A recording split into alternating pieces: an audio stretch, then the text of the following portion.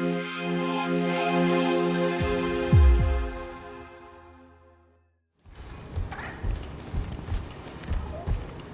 said out! Oh, hey! Welcome in! If you're thirsty, you're in the right place. We sell drinks here. There is still something about the grimy, lived-in sci-fi galaxy of Star Wars that is so captivating, and many fans are going to jump at the chance to explore every new corner of this that they can find. Star Wars Tales from the Galaxy Edge is a chance to do that in VR, and it's now been newly enhanced for PlayStation VR 2. Originally released for MetaQuest in late 2020, Star Wars Tales from the Galaxy's Edge took inspiration from the Batuu setting in the Cantina that opened in Disneyland the year before. Casting you as a nameless, voiceless droid tech who ends up on the wrong side of some outlaws, you find yourself stranded on this planet, getting yourself roped into fighting this local gang and taking on a bunch of missions for the Resistance. At least that's the first half of this game, but this new release also includes the DLC, The Last Call, with a trip or two back to Cecil Slack's bar and more tales to visit, whether they're stories told by the hulking barman or missions handed to you by what seems to be his singular patron, Dok-Ondar. This game has had a serious glow up when compared to the original Quest headset released, going way beyond what the standalone VR units can do. It takes a step away from the flatter environmental tones and the slightly more cartoony appearance of the characters to feature more of a metallic sheen on its metals, glossier alien skins, and better contrast and lighting throughout. It can be a seriously good looking game on PSVR 2 a lot of the time.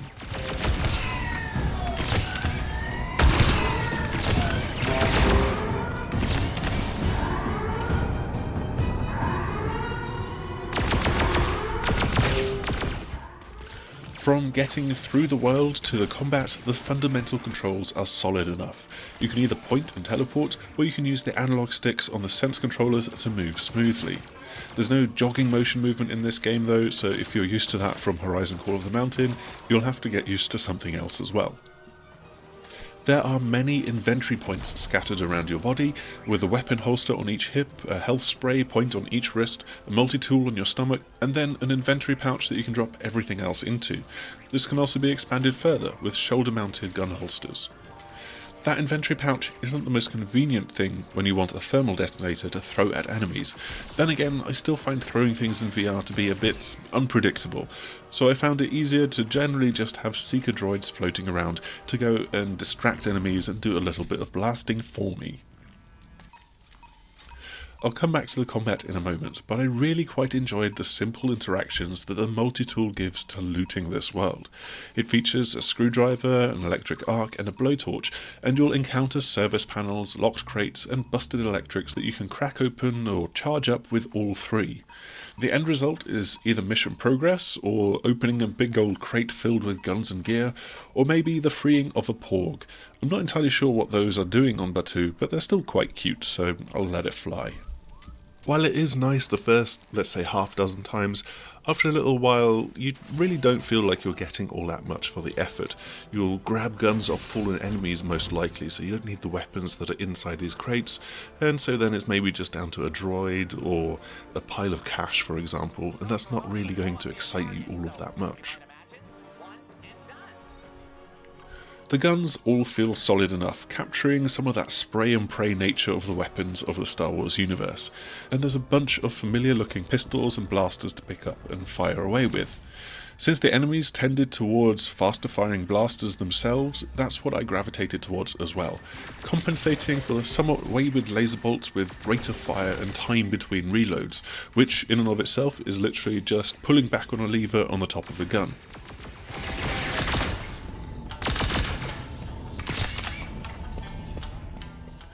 The original array of weapons in the game are a bit one-note because of this, but things do get much more interesting as you get deeper into Dok-Ondar's story in the second half of the game. One blaster has a charge-up mechanic to fire a more powerful bolt, another weapon fires timed explosives, and so on. Things also get much more interesting as you get to play other people's stories. The game is called Tales from the Galaxy's Edge after all. You'll get to embody a Jedi for a while. I mean, they couldn't make a VR Star Wars game without handing you a lightsaber, could they? And you've also got the robotic body of the bounty hunting assassin droid IG-88 to step into, with its Terminator-style implacable approach to combat. IG-88's mission in particular has you working up through a tower like it's a Star Wars-y style of The Raid, blasting away at all of the gang members that are in your path on the way up to the gang leader at the top of the tower.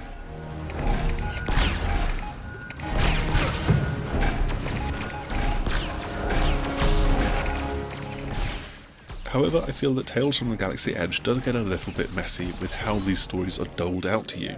I actually found myself ambling into the Dok-Ondar story missions by mistake, well before completing the first narrative arc in the game. And this in turn meant that I hadn't been to one of the environments where I could earn the resources to unlock the first Jedi Padawan tale. It does also feel like this game wants to be a full, more ambitious sequel that really takes advantage of PSVR 2. After playing Horizon Call of the Mountain, it's strange having to teleport between platforms instead of jumping with an action and a motion. And while you've got a jetpack and it's relatively quickly upgraded to allow you to move around in the air, it's still a very digital feeling device. You're either up in the air or you're not and you're on the ground. And that means that it's mainly just a tool to give you the angle with which to use the teleport ability to get across a gap. Then there's the enemy variety, and this does feel like quite a strange thing to complain about in a Star Wars game, considering the decades of stormtrooper battering fun that we've had. But when you've got a gang where their outfit is literally a red jumpsuit with what might as well be a target on their mask for a headshot, that's a bit on the nose, isn't it? It all starts to feel like a rather samey feeling shooting gallery at times. A number of these points are absolutely limitations of the game's standalone VR headset origins, but it still feels a little bit staid and mechanical at times, and lacking for what PSVR 2 can do. With this solid and dependable blaster-led Star Wars adventure as its basis, there's actually more to Tales from the Galaxy's Edge than initially meets the eye, with the most fun to be had when you get to explore the side tales picked up in Cecil Slack's bar. This has had a big glow up since its original MetaQuest release, but it did leave me wanting a little bit more for something that was truly built for PSVR 2 and higher powered systems. Hopefully we'll get to see something like that in future.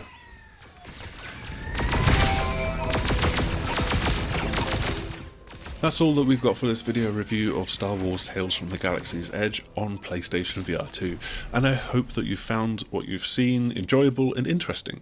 If you have done so, then please do make sure to do the usual YouTube things of clicking like, subscribe, share, you know the drill, because we've got plenty more PSVR 2 stuff already up on our YouTube channel, and we're going to keep going with this through the next month or so. Hopefully we will see you again soon. Goodbye. You see it every day, in every alleyway, sometimes even in my own bar. Galaxy's worst scum. But every once in a while, you can find good in the most unlikely of places. Because even the fearsome Anuba can change in stripes.